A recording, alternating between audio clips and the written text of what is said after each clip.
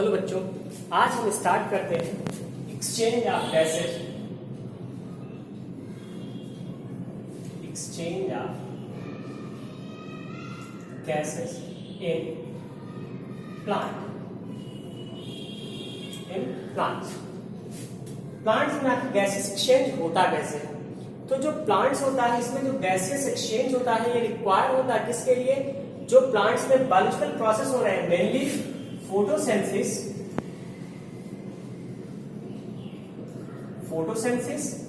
And दूसरा जो process होता है दैट इज रिस्पायरेशन।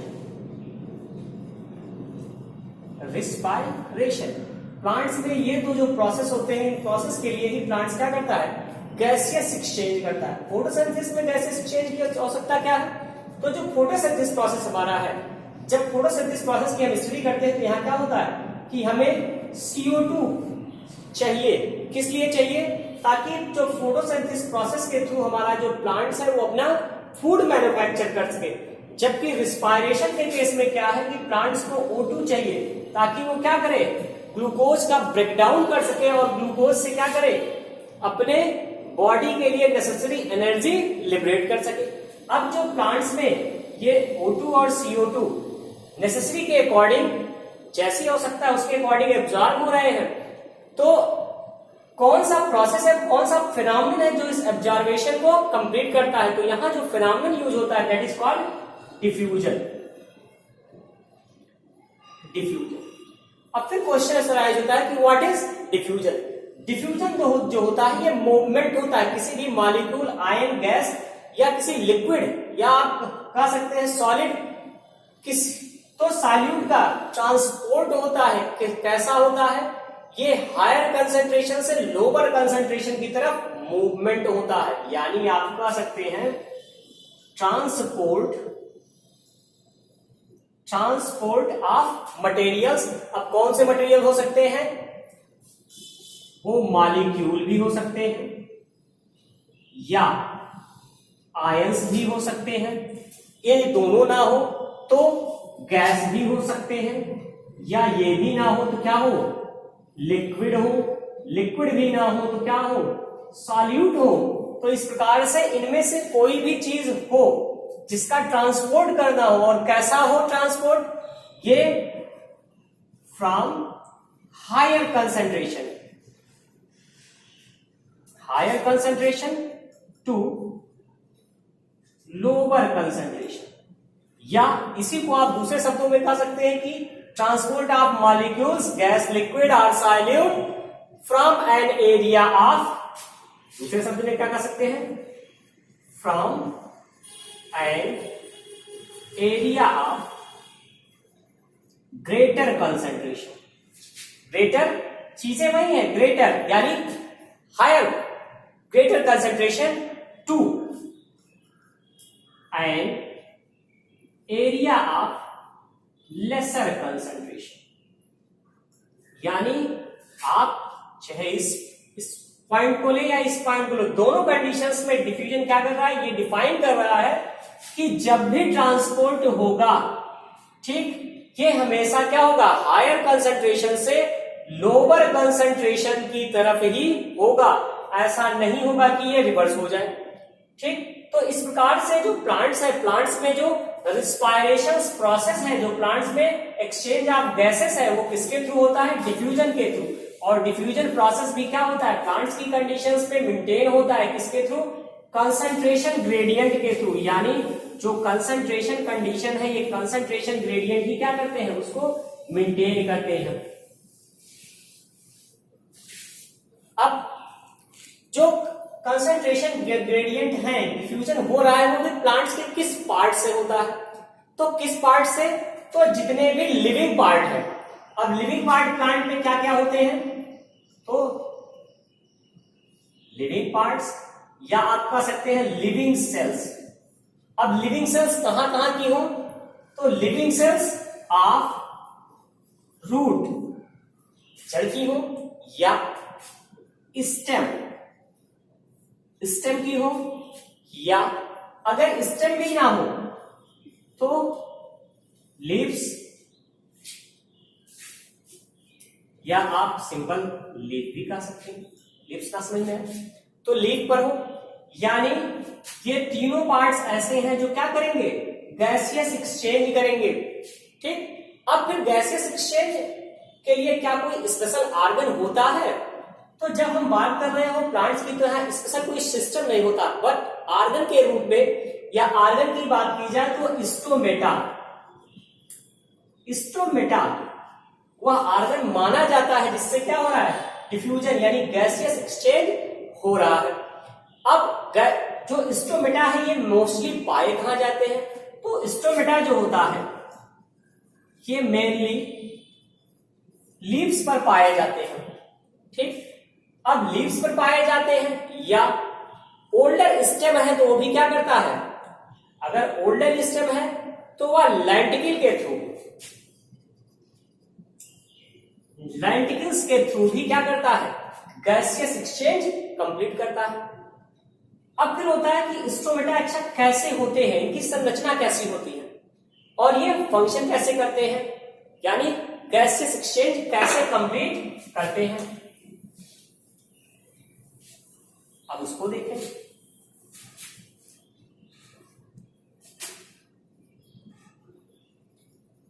स्टोमेटा, जो स्टोमेटा होते हैं ये सेल्स के एक ग्रुप से बने होते हैं।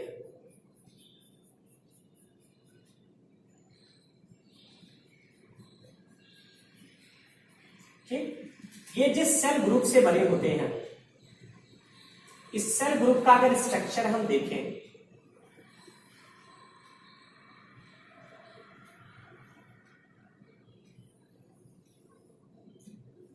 तो ये इंटरनल सेल स्ट्रक्चर होता है, जिसमें ये जो स्ट्रक्चर बन रहा है ये मेनली क्या है, ये गार्ड सेल है, यानी स्टोमेटा की कवरिंग मेन सेल्स जो क्या कर रही है, स्टोमेटा को प्रोटेक्शन प्रोवाइड कर रही है। दूसरी चीज, इनके चारों तरफ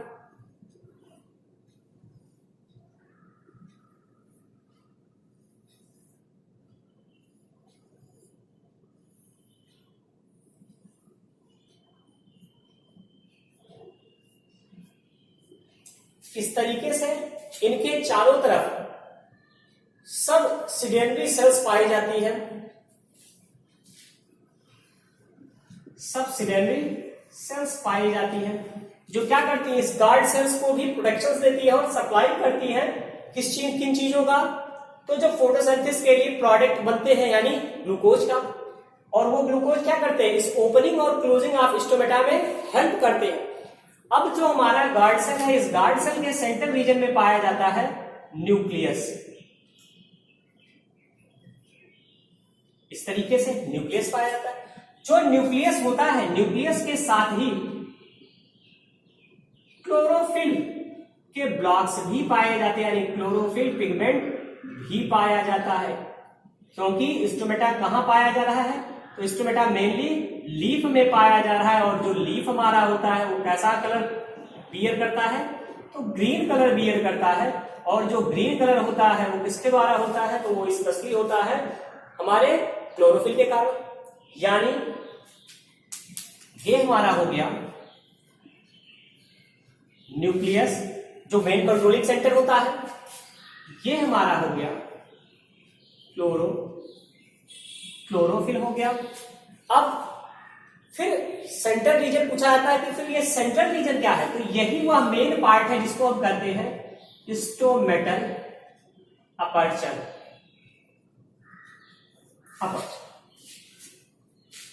अब जब क्या होता है इस रीजन में, ये जो रीजन है इसी फिगर से अब आप समझ लें, ये तो कंट्रोलिंग सेंटर हो गया, ये आपके क्लोरोफिल हो गए जो क्या करेंगे, फोटोसिंथेसिस करेंगे, जिससे क्या होगा इस रीजन में ग्लूकोज या एनर्जी की सप्लाई होती रहेगी। अब अगर पूछा जाए कि स्टोमेटा ओपन और क्लोज कैसे होते हैं, तो जो गैसियस एक्सचेंज हो रहा है स्टोमेटा के थ्रू, ये कब हो रहा है, रिस्पायरेशन के टाइम हो रहा है और फोटोसिंथेसिस के टाइम हो रहा है। इसमें क्या होते हैं, माइन्यूट पोर यही पाए जाते हैं जो क्या करते हैं, रिस्पायरेशन में हेल्प करते हैं। लेकिन ये जो स्टोमेटा है ये रिस्पायरेशन के साथ साथ, यानी जो गैसियस एक्सचेंज है इसके साथ ही साथ ये ट्रांसपायरेशन ट्रांसपायरेशंस का भी काम करते हैं और ट्रांसपायरेशंस प्रोसेस भी इनिशिएट करते हैं। जो स्टोमेटा है, जब इसमें जो हमारे ये जो गार्ड सेल्स हैं, जब इनमें क्या होता है, स्टार्च की मात्रा अधिक हो जाए तो इस कंडीशंस में क्या होते हैं, स्टोमेटा बंद हो जाते हैं। और जब स्टार्च की मात्रा कम हो जाए या स्टार्च ग्लूकोज में कन्वर्ट होने लगे तो ये स्टोमेटा क्या होंगे, ओपन हो जाएंगे। यानी जो गैसेस एक्सचेंज है ये डे टाइम में मैक्सिमम होगा, ठीक, और नाइट टाइम में क्या होगा, लीस्ट होगा, बट जो रेट होगा डे टाइम की तुलना में वो कम होगा। अब इसी प्रोसेस पर बेस्ड अगला स्टेज देख लें, दैट इज ट्रांसपायरेशंस।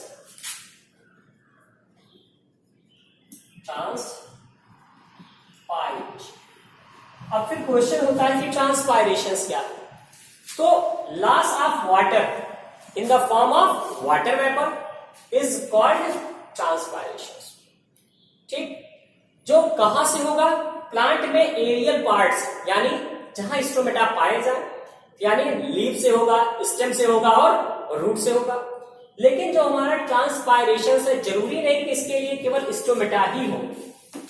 ट्रांसपायरेशंस को लिबरेशन ऑफ वाटर के बेस पर 3 पार्ट्स में डिवाइड किया गया। पहला हुआ जो फर्स्ट ट्रांसपायरेशन है, that is stomatal transpiration.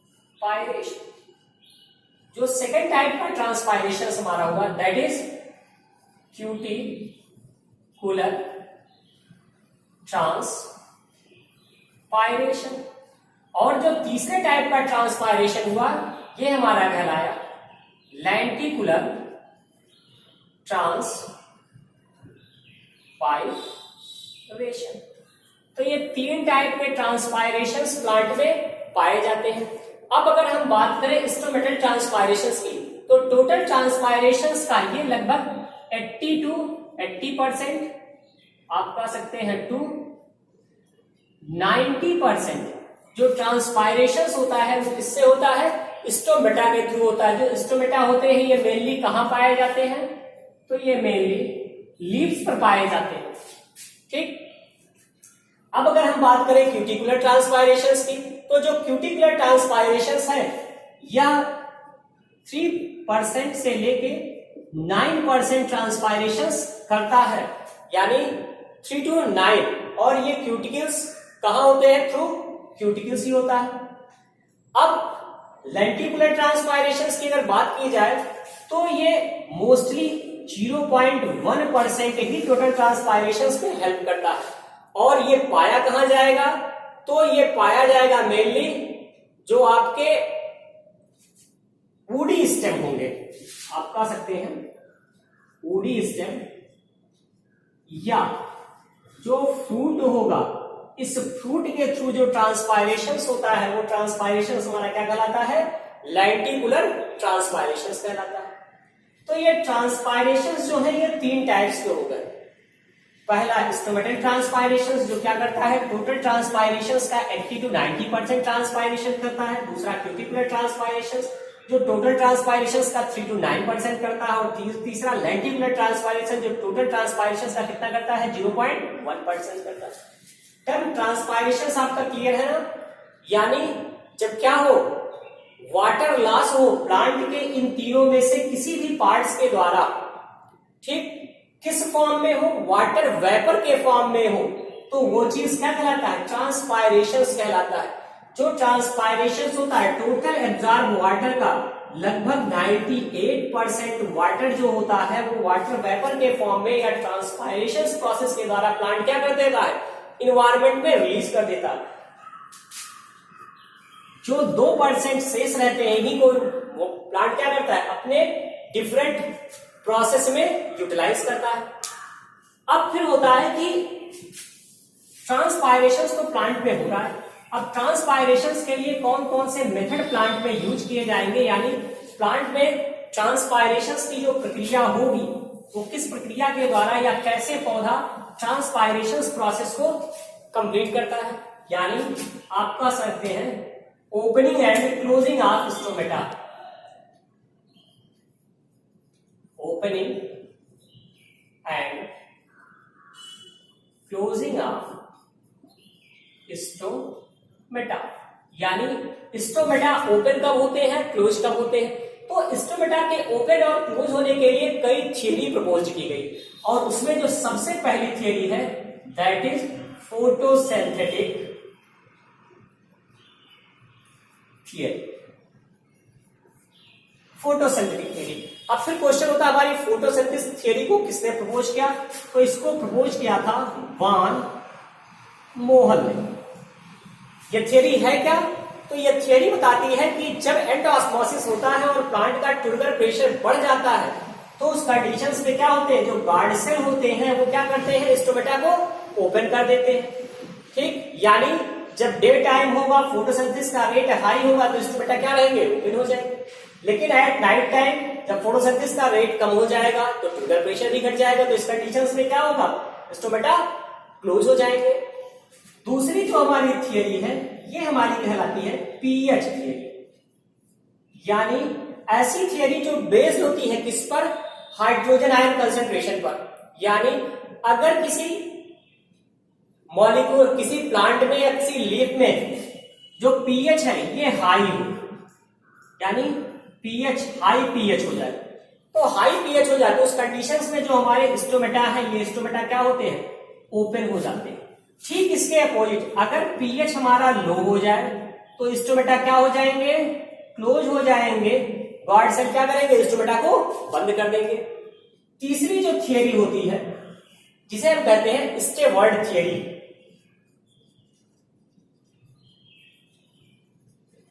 Steward theory, steward theory दो अलग अलग थियरियों का मिक्सचर है। स्टेवर्ड थियरी जो होती है ये इन दोनों थियरी को मिलाकर बनाती है। स्टेवर्ड थियरी कहती है कि जब प्लांट में स्टार्च का ब्रेकडाउन हो, अब स्टार्च है तो स्टार्च क्या होता है, ये प्लांट्स का रिजर्व फूड मटेरियल्स होता है, और जब भी आप ब्रेक होता है तो यह ब्रेक किस में होता है, ग्लूकोज में ब्रेक होता है। ब्रेक मोस्टली कब होता है, जब लाइट हो रही हो। तो उस कंडीशंस में जब ये स्टार्च ग्लूकोज में ब्रेक होता है तो इस कंडीशंस में क्या होता है, स्टोमेटा ओपन हो जाते हैं। इसके ठीक अपोजिट अगर ग्लूकोज से क्या हो, स्टार्च का फॉर्मेशन हो जाए तो इस कंडीशंस में क्या होगा, स्टोमेटा क्लोज हो जाएंगे। इस थियरी को इन्होंने एक डायग्रामेटिक रिप्रेजेंटेशन के थ्रू बताया था। वो डायग्रामेटिक रिप्रेजेंटेशन अब आप देखें क्या था।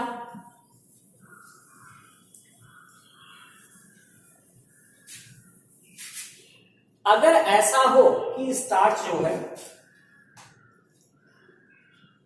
स्टार्च कन्वर्ट हो किसमें, तो स्टार्च सबसे पहले बनता है किसमें, ग्लूकोज 1 फास्फेट में।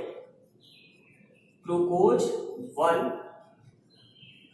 फास्फेट, ग्लूकोज 1 फास्फेट यानी ग्लूकोज के पहले कार्बन पर ही क्या है हमारा, फास्फेट ग्रुप ऐड है, और ग्लूकोज 1 फास्फेट जो है ये कन्वर्ट हो जाए किसमें, ग्लूकोज 6 फास्फेट में।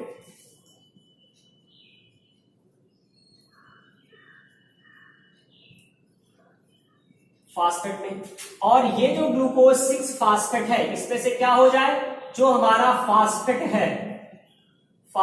है ये बाहर निकल जाए। तो अगर हमारा फास्फेट बाहर निकल जाता है तो ये फिर से कन्वर्ट हो जाएगा किसमें, ग्लूकोज में।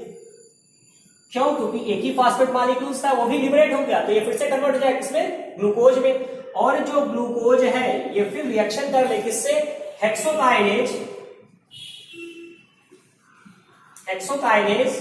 एंजाइम और एटीपी से। और जैसे ये हेक्सोकाइनेज और एटीपी से रिएक्शन करेगा ये रिकन्वर्ट हो जाएगा किसमें, ग्लूकोज 1 फास्फेट में। ये स्टेवर्ड की मेन थियरी थी। लेकिन ऐसा प्रोसेस जब भी होता है तो ग्लूकोज हेक्सोकाइनेज और एटीपी के प्रेजेंस में क्या होता है, ब्रेक होता है, और जब ये ब्रेक होता है तब ग्लूकोज 6 फास्फेट बनता है। और उस कंडीशंस में क्या होता है कि जो है आपका मॉलिक्यूल वो कंप्लीटली डाइजेस्ट होकर एनर्जी लिबरेट करता है, और उस कंडीशंस में जो हमारा पीएच है ये पीएच 5 हो जाता है। लेकिन जब हमारा स्टार्च ब्रेक होकर के ग्लूकोज का फॉर्मेशन करता है तो उस समय जो हमारा पीएच होता है ये पीएच कितना हो जाता है, ये पीएच बढ़ जाता है और पीएच 7 हो जाता है। अब क्या है, ग्लूकोज का स्टार्च में कन्वर्जन है, तो इससे क्या हुआ, एसिडिटी का मान बढ़ा, तो इस कंडीशंस में क्या होगा, इसको बेटा आपके क्लोज हो जाएंगे, ओपन हो जाएंगे। और जब फिर ग्लूकोज का फॉर्मेशन होगा तो इसको बेटा क्या होंगे, क्लोज होंगे। अभी हमने आपको बताया कि स्टार्च से जब ग्लूकोज का फॉर्मेशन होता है तो इसको बेटा क्लोज होते हैं, और जब ग्लूकोज से फिर स्टार्च का फॉर्मेशन होता है तो क्या होता है, इसको बेटा क्लोज हो जाते हैं। तो ये था स्टेमर्ट थियरी। अब इसके बाद होता है कि कौन कौन से फैक्टर है जो स्टोमेटा को, यानी opening and closing of stomata, या आप कह सकते हैं ट्रांसपायरेशन को प्रभावित करते हैं, इफेक्ट करते हैं। तो रेट ऑफ ट्रांसपायरेशन जो होता है वो अफेक्टेड होता है। सबसे पहला फैक्टर जो होता है इसमें, वो फैक्टर होता है हमारा लाइट। अगर लाइट का मान एक्सेस है तो उस कंडीशंस में क्या होगा, स्टोमेटा हमारे ओपन हो जाएंगे, और लाइट कम है तो स्टोमेटा क्लोज हो जाएंगे। सेकंड फैक्टर होता है ह्यूमिडिटी। अगर इन्वायरमेंटल में ह्यूमिडिटी का मान अधिक है तो इस कंडीशंस में स्टोमेटा क्लोज होंगे, लेकिन अगर इन्वायरमेंट में ह्यूमिडिटी का मान कम है, रेशियो कम है, तो इस कंडीशंस में क्या होंगे, स्टोमेटा क्लोज हो जाएंगे। थर्ड कंडीशन जो बनती है वो होता है एटमॉस्फेरिक टेम्परेचर। अगर एटमॉस्फेरिक टेम्परेचर अधिक है तो स्टोमेटा ओपन होंगे, और अगर एटमॉस्फेरिक टेम्परेचर कम हो जाए तो स्टोमेटा क्लोज होते हैं। अगला चीज होता है विंड। अगर विंड बहुत तेज है तो स्टोमेटा क्लोज होते हैं, और अगर विंड स्लो हो तो स्टोमेटा ओपन होते हैं। और एट लास्ट होता है वाटर। अगर अवेलेबल वाटर अधिक है, यानी सॉइल जो है वो वाटर रिच है, तो स्टोमेटा ओपन होंगे, और अगर अवेलेबल वाटर कम है तो स्टोमेटा क्लोज होते हैं। तो इस तरीके से ये हो गया क्या आपका ट्रांसपायरेशन और ट्रांसपायरेशन अफेक्टिंग फैक्टर। एक प्रोसेस और पूछा जाता है ट्रांसपायरेशन से रिलेटेड, जिसको हम कहते हैं गटेशन। गटेशन जो होता है ये सब ट्रांसपायरेशन की ही तरह होता है, लेकिन इसमें क्या होता है, liberation of droplets from aerial part of plant, यानी प्लांट्स के जो वायवीय भाग है, एरियल पार्ट्स है, उनसे क्या हो, ड्रॉपलेट्स का लिबरेशन हो। तो यह प्रोसेस क्या कहलाता है, गटेशन कहलाता है। गटेशन जो होता है मैक्सिमम नाइट टाइम में होता है। आप नाइट टाइम में देखते होंगे कि आपके गार्डन में जो ग्रासेस हैं, उन ग्रासेस के लीफ मार्जिन पर छोटे छोटे ड्रॉपलेट्स दिखाई दे रहे हैं। डे टाइम में तो ट्रांसपायरेशन हो रहा था, इसलिए एक्सेस वाटर लिबरेट हो जाता थ्रू ट्रांसपायरेशन, लेकिन नाइट टाइम की अगर बात करें तो नाइट टाइम में क्या होता है, यही चीज गटेशन प्रोसेस के द्वारा होता है, जिससे क्या होता है, एक्सेस वाटर क्या किया जाता है, प्लांट बॉडी के बाहर एक्सक्रीट कर दिया जाता है। Okay, thank you.